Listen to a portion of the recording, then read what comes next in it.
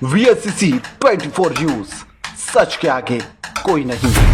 खबर उत्तर प्रदेश के बलिया जनपद से बड़ी खबर सामने आई है। सुनील यादव हत्याकांड से जुड़े गैंगस्टर एक्ट मामले में विशेष अदालत ने पुलिस को बड़ा झटका देते हुए पंकज राय, लक्ष्मी नारायण चौबे और श्रवण दुबे की रिमांड याचिका खारिज कर दी। पुलिस का दावा था कि तीनों आरोपी एक ही गैंग के सदस्य हैं और उनसे पूछताछ के लिए रिमांड आवश्यक है। वही बचाव पक्ष के अधिवक्ता केशव नारायण पांडे ने अदालत में साक्ष्यों के साथ दलील दी कि तीनों आरोपी एक दूसरे के जानी दुश्मन हैं और अलग अलग विरोधी गुटों से जुड़े हैं।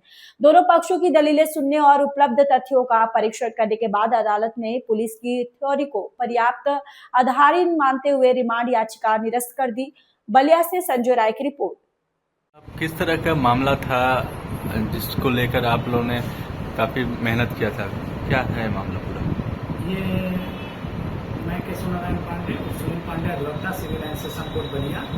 ये खल्ली थाने का गैंगस्टर एक्ट से संबंधित मामला था और एक हत्या हल्दी में हुई थी। उसमें मुकदमा लिखा गया था 158/25 103 BNS और 3-5 BNS के मामले में।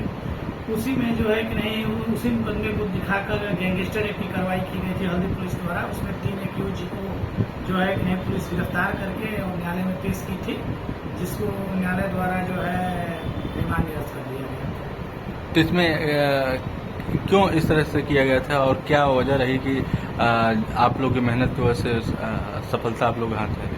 ये गैंगस्टर ये होता है कि एक गैंग गोल बनाकर संगठित अपराध करे, संगठित गोल बनाकर अवैध तरीके से अवैध धन की उगाही करे और लगातार अपराध में संलिप्तता रहे और गैंग यही होना चाहिए। तो ऐसे मामलों में गैंगस्टर लगता है। लेकिन ये जो एक्यूज आए थे उसमें पंकज राय जो अलग गोल के थे और जिसकी तरफ से मैं था लक्ष्मी नारायण और छोटक दुबे की तरफ से, तो ये लोग का अलग गैंग था। इसी को न्यायालय ने ये माना कि अब ये गैंग एक गैंग नहीं रह गई है, एक गैंग नहीं है और पुलिस द्वारा जो है मनमानी तरीके से इस पे गैंग चार्ट तैयार किया गया है।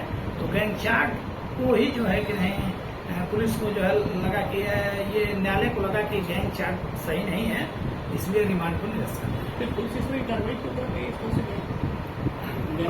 पुलिस को संविधान से बड़ा कोई नहीं है। पुलिस को भी संविधान के रहते हुए संविधान के ऊपर कोई कार्रवाई तो नहीं करना चाहिए। अब जो भी हो, पुलिस की जो कार्रवाई हुई उस पर जो है न्यायालय ने उचित आदेश पारित किया है और न्याय की जीत हुई है, सत्य की जीत हुई है, न्यायपालिका पर लोगों का विश्वास बना है। इसी तरह अजीत चौबे पे भी किया गया था, क्या अजीत चौबे पे क्या मामला था? अजीत चौबे को इस मामले में गैंग लीडर बताया गया था। तो अजीत चौबे की अभी गिरफ्तारी नहीं हुई थी, अभी तो अन्य एक्यूज की गिरफ्तारी हुई थी।